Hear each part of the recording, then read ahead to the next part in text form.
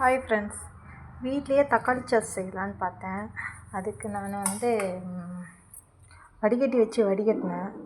அது இப்போதைக்கு சரிப்பட்டு வராதுன்னு முடிவாகிடுச்சு. இதாட்டி கொஞ்சம் கொஞ்சமாக ஊற்றி இது பண்ணுறதுக்கிட்டையும் விடிஞ்சிரும் போல இருக்குது. அதுக்காக தான் ஒரு ஈஸியான மெத்தட் கண்டுபிடிச்சிருக்கேன். ரெண்டடை மவுஸ் அடிக்கிற சல்லடை.